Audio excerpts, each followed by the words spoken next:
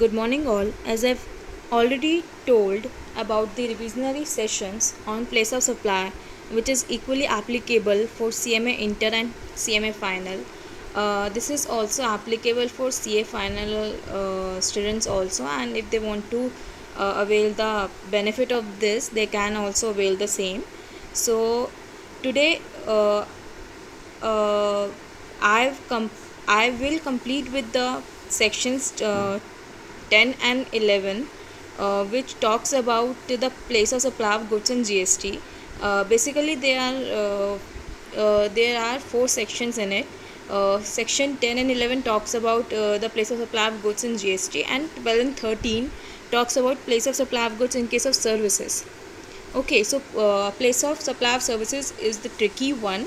So I will start in the next session. So I will complete with section 10 and 11 here today itself. So what do you think, what is the place of supply? हम place of supply की हमें ज़रूरत क्या है? place of supply की हमें ज़रूरत इसलिए है कि अगर सप्लायर को टैक्स लगाना है तो वो किस बेसिस पे लगाएगा. जब अगर उसे कहाँ सप्लाई करनी उसे यही नहीं पता होगा तो क्या IGST लगाना है, उसे CGST लगाना है, IGST SGST लगाना है, क्या लगाना है, वो कैसे लगाएगा. तो इस चीज़ को डिटरमाइन करने के लिए हमें प्लेस ऑफ सप्लाई पता होना बहुत ज़रूरी है. ओके, तो आपको जो सेक्शन 10 एंड 11 है वो place of supply of goods in GST में बात करते हैं, और जो सेक्शन 10 है आपकी डोमेस्टिक ट्रांजैक्शंस को कवर करता है, एंड सेक्शन 11 जो है आपकी इंटरनेशनल ट्रांजैक्शंस को कवर करता है. ओके, सो हम एक बार स्टार्ट करते हैं कि हमें place of supply of goods in GST होता क्या है. While determining the levy of taxes based on place of supply, two things are considered, namely the location of supplier and the place of supply. Location of supplier means it is the registered place of business of the supplier. A place of supply is the registered place of business of the recipient. ठीक है. अब इसमें ही तो कोई common सी चीज़ है कि location supplier का location क्या होगा, उसका प्रिंसिपल प्लेस ऑफ बिजनेस होगा, एंड जो प्लेस ऑफ सप्लाई क्या होगी, रिसिपिएंट की रजिस्टर्ड प्लेस होगी. ठीक है. अब इसे थोड़ा सा और डिटेल में पढ़ते हैं कि जो हम इसके अंदर कवर करेंगे. ठीक है. We cover the following sections. here it is the chart which is given in CMA Inter, ICMA Study Mat. The place of supply of goods, देखिए यहाँ पे लिखा हुआ है अदर एंड इम्पोर्ट और एक्सपोर्ट, क्योंकि आपका सेक्शन 11 में कवर है इम्पोर्ट और एक्सपोर्ट. अब इसमें आपके पास देखिए 10 में कितने सब सेक्शन है, 3, 4, 5 सब सेक्शंस 10(1) में है, and there is a 10(2). Okay, तो फर्स्ट आपका है 10 subsection 1 clause A of IGST act, which talks about supply involves movement of goods. ठीक है. पहले हम एक एक सेक्शन को पढ़ेंगे, एंड देन उसी की मैं एक एक एग्जाम्पल मैं कंसीडर करती जाऊँगी. ठीक है, क्योंकि हम इसमें एग्जाम्पल रिलेट करना बहुत ज़रूरी है. बिना एग्जाम्पल के आपको बिल्कुल अंडरस्टूड नहीं होगा. ठीक है. तो फर्स्ट सब सेक्शन लेते हैं 10 subsection 1 clause A of IGST act 2017, which talks about supply involves movement of goods. Supply involves movement of goods whether by supplier, या तो सप्लायर ने किया है, movement of goods whether by supplier और recipient और by any other person. मतलब तीनों अलग अलग, तीनों कवर हैं. Either it is by supplier और रिसिपिएंट और बाय एनी अदर पर्सन. ये क्या है, आपका नेचर है. ठीक है. अब मूवमेंट जहाँ पे इन्वॉल्व है तो इसमें प्लेस ऑफ सप्लाई क्या होना चाहिए, आप खुद एक लॉजिकली सोचिए क्या होना चाहिए.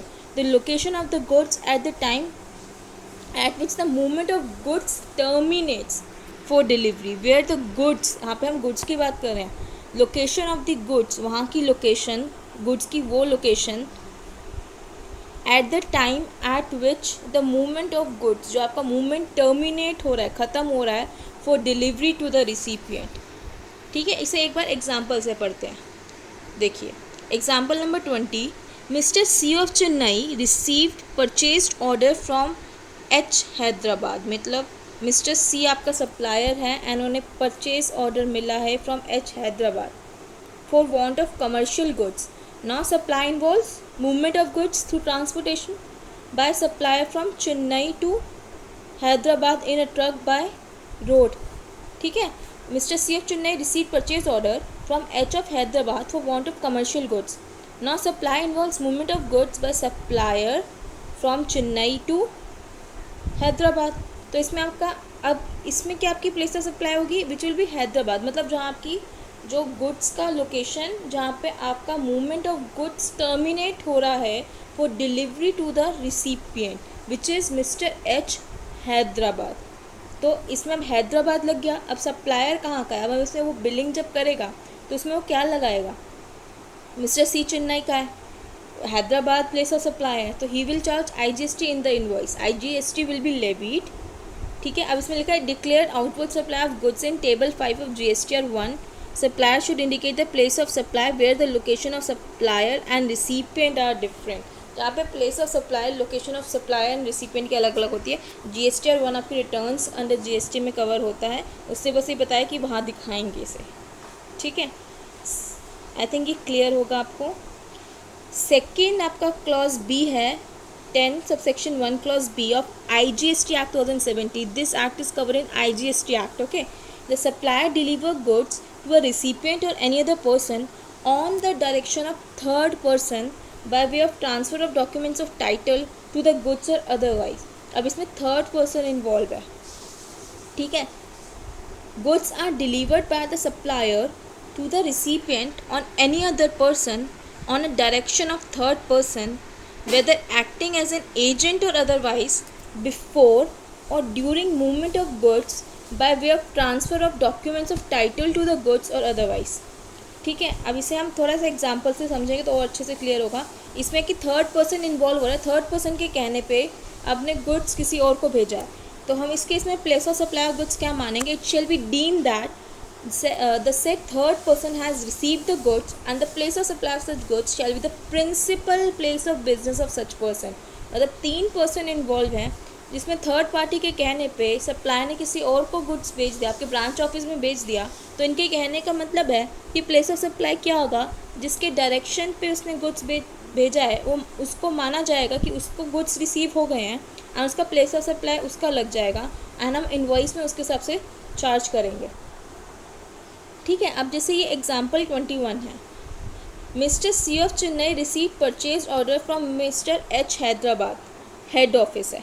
ठीक है. For want of commercial goods, H purchaser है, सी सप्लायर है, एच परचेज़र है.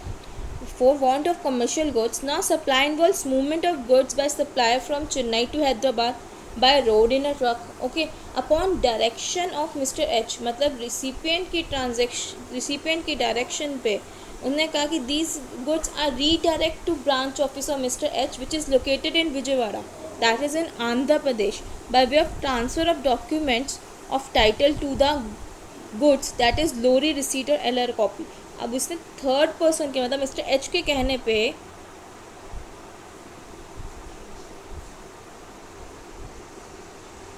बोल दिया कि आप मेरे ब्रांच ऑफिस में दे दीजिए. ठीक है. मेरे ब्रांच ऑफिस में दे दीजिए. भले ही गुड्स ब्रांच ऑफिस विजयवाड़ा में जा रहे हैं बट किसकी डायरेक्शन पे जा रहे हैं, मिस्टर एच की डायरेक्शन पे जा रहे हैं. तो third parties place of business, principal place of business which is in Hyderabad will be termed as a place of supply of goods. And इसमें कौन सा टैक्स लग जाएगा, मिस्टर सी जो है वो चेन्नई का है एंड मिस्टर एच जो हैदराबाद का है, तो IGST will be levied and it shall be deemed that the said third person has received the goods and the place of supply of goods shall be the principal place of business of such third person. Okay, I think बहुत clear है, easy है, understood है. थोड़ा सा tricky आपको लगेगा section 12 and 13 पे, but section 10 and 11 are quite easy as compared to section 12 and 13. ठीक है. 22 भी easy है, कुछ नहीं है इसमें, सेम सा है. थर्ड आपका सबसे क्लॉज आता है C. Supply doesn't involve movement of goods which is section 10 clause 1 subsection C of the IGST Act 2017. अब इसमें बोल रहे हैं जहाँ पे मूवमेंट ऑफ गुड्स इन्वॉल्व ही नहीं है, मतलब नेचर सप्लाई क्या है, where the supply doesn't involve movement of goods whether by the supplier और द रिसिपिएंट, जहाँ पे मूवमेंट आपके इन्वॉल्व ही नहीं है. तो उस टाइम पे place of supply of goods क्या हो जाएगा, the location of such goods at the time of delivery to the recipient. The location of such goods at the time of delivery to the recipient. क्या मतलब है इसका कि goods की location जब रिसिपिएंट को डिलीवरी हो रही है उसकी, वो गुड्स का लोकेशन क्या होगा at the time of delivery to the recipient will be the place of supply of goods. ठीक है, इसमें लिखा है कि the place of supply is irrespective of the location of buyer and seller. Buyer का क्या लोकेशन है, seller का क्या लोकेशन है, बट जहाँ गुड्स आपके डिलीवर हो रहे हैं to the recipient will be the place of supply of goods. अब देखिए यहाँ example number 23. A and B both located in Kerala. B comes to shop of A. A is the supplier and B comes to shop of A. A delivered goods to B. And what is the place of supply of goods and which levy will attract. अब इसमें तो कोई दिक्कत ही नहीं है, अब दोनों केरला के हैं तो इसमें तो प्लेस ऑफ सप्लाई केरला हो जाएगा. बट हाँ, अगर ए का शॉप केरला की बजाय कहीं और होता, ठीक है, तो और गुड्स उसको वहीं डिलीवर हुए होते, उसका शॉप केरला में ना होके कहीं और होता, तो प्लेस ऑफ सप्लाई वो हो जाता. ठीक है, अब इसमें तो लोकल लग गया, दोनों केरला के हैं तो CGST SGST लग गया, उस केस में आपका IGST लग जाता. The location of such goods at the time of delivery to the recipient, this is irrespective of the location of buyer and seller. ये आपको बहुत अच्छे से ध्यान रखना है कि इसमें गुड्स का लोकेशन देखना है जब हम रिसिपिएंट को मिल रहा है टैक्स लगाने के लिए, ना कि बायर एंड सेलर का लोकेशन देखना है. ओके, एक और क्वेश्चन कर लेते हैं इसमें.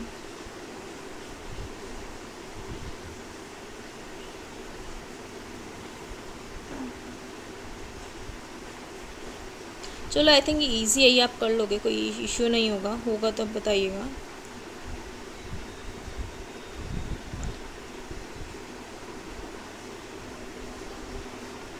अब एक बार एग्जाम्पल 25 कर लेते हैं. Mrs x limited has place of business in Chennai. ठीक है, प्लेस ऑफ बिजनेस कहाँ पे है, चेन्नई में है. बीइंग एन एनबीएफसी है. ठीक है, given an asset under financial lease पे दिया है मेसर्स ABC लिमिटेड को. The set so far use by messrs ABC limited in their factory located at Hyderabad.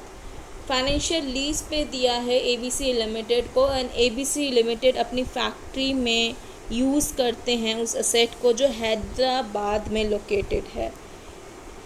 At the end of lease period the set asset acquired by Messrs ABC Limited at the nominal amount. अब यहाँ पे पूछ रहे हैं find the place of supply of goods. अब मैंने बोला था इसमें जहाँ सप्लाई का मूवमेंट इन्वॉल्व ही नहीं है क्योंकि फाइनेंशियल लीज पे दिया था, एट द एंड ABC के पास ही है, और जब ABC ने ख़रीदा तब भी वो गुड ABC के पास ही था. तो लोकेशन कहाँ है उसका, गुड्स का लोकेशन कहाँ है, irrespective of the location of ABC and Messrs X which is Hyderabad. तो इसमें प्लेस ऑफ सप्लाई क्या हो जाएगा, हैदराबाद. तो इस केस में आप क्या लगा देंगे, आप IGST लगा देंगे क्योंकि वो चेन्नई का है एंड ये हैदराबाद का है. ठीक है, since there is no movement of goods from one place to another, the provisions of section 10 subsection 1 clause C of IGST will be applicable.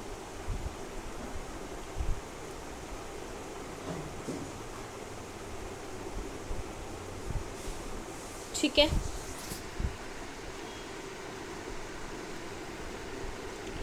Next है आपका 10 subsection 1 clause D of IGST act 2017 which talks about goods are assemble और install at site. Where the goods are assemble और install at site, तो इसमें place of supply क्या होगी, जहाँ पे वो इंस्टॉल हो रहे हैं या असेंबल हो रहे हैं. इसमें तो आई थिंक कोई इशू है ही नहीं, बहुत ईजी वन है ये. जहाँ पे गुड्स असेंबल हो रहे हैं, जहाँ पे इंस्टॉल हो रहे हैं, वो उसकी प्लेस ऑफ सप्लाई हो जाएगी. ठीक है, नेक्स्ट सबसेक्शन है 10 आपका क्लॉज है 10 subsection 1 clause E of IGST act 2017 which talks about goods supplied on a vessel या कन्वेंस. मतलब कह रहे हैं goods supplied on board, vessel या कन्वेंस. इससे नेचर सप्लाई क्या है, where the goods are supplied on board और conveyance including a vessel, an aircraft, a train और अ मोटर व्हीकल. तो इसमें प्लेस ऑफ सप्लाई क्या होगी, location at which such goods are taken on board. जब board मिली, मतलब या तो फ्लाइट का मैं कह लूँ क्या मैं एयरक्राफ्ट का कह लूँ, या मैं वेसल की बात कर लूँ, या मैं मोटर व्हीकल की बात कर लूँ, कोई भी कन्वेंस जब वहाँ पे गुड्स टेकन ऑन बोर्ड है, पर इसमें सर्विसेज के केस में देखना आप अलग होगा, बट गुड्स के बारे में ध्यान रखना है कि वो कब गुड्स टेकन ऑन बोर्ड हुए हैं, ठीक है। तो इसमें एक क्वेश्चन कर लेते हैं। Chennai Express train going from Chennai to Cochin and Mrs. X Limited located in Cochin has supplied the food which are given to passengers during night time, and food packets are loaded at Chennai Central Station. तब इसमें place of supply क्या हो जाएगी, चेन्नई हो जाएगी। Food packets कब board हुए हैं, चेन्नई में हुए हैं, ठीक है। हमें इसमें गुड्स को देखना है, goods are taken on board लेना है, सर्विसेज में बिल्कुल थोड़ा अलग होगा ये, ठीक है। एक और देख लेते हैं। Example 28, mister C of Chennai supplied goods to messrs SpiceJet Airlines of Chennai flying between Delhi and Mumbai. अब mister C of Chennai goods supply करते हैं to messrs SpiceJet Airlines of Chennai, जो दिल्ली से मुंबई फ्लाई करती है, and the goods are loaded in the aircraft in Delhi. तो इसमें place of supply कहाँ हो जाएगी, दिल्ली हो जाएगी। And mister of C of Chennai is liable to pay IGST। Of course जब प्लेस ऑफ सप्लाई दिल्ली हो जाएगी और चेन्नई से सप्लाई हो रहे हैं तो IGST लग जाएगा, ठीक है। नेक्स्ट सेक्शन है आपका place of supply of goods can not be determined, anything not covered under subsection A to E of section 10 subsection 1 of IGST act, ठीक है। अगर कोई वहाँ से कवर नहीं होते हैं तो हम क्या करेंगे, determine in such manner as may be prescribed. जो भी GST काउंसिल रिकमेंड करेगी उस हिसाब से हम डिटरमाइन कर लेंगे, जो भी वैसे हम उसे डिटरमाइन करेंगे। तो अभी ऐसा कुछ इसमें डिक्लेयर्ड स्पेसिफिक कुछ है नहीं, तो बस ये प्रोविज़न इतना ही बोलता है। नेक्स्ट सेक्शन है आपका 11 of IGST act which talks about place of supply of goods imported into और एक्सपोर्टेड फ्रॉम इंडिया। अब इसमें तो बहुत इजी, अब आपको पता है होगा जब गुड्स के बारे में आती है और इंपोर्ट एक्सपोर्ट की बात आए तो उसमें आपका कस्टम एक्ट कवर होता है, ठीक है, जो वो कस्टम एक्ट्स के हिसाब से इसमें लेवी होती है। तो हम इसमें क्या कहेंगे, सिंपली अगर इंपोर्ट हो रहा है तो place of supply of goods क्या हो जाएगी, इंपोर्टर की लोकेशन, और अगर एक्सपोर्ट हो रहा है तो हम कह देंगे कि आउटसाइड लोकेशन जो है वो place of supply of goods हो जाएगी, ठीक है। आई थिंक इसमें कुछ समझाने वाला नहीं है। देखो अब सेक्शन 12 आपका सब सर्विसेज का है।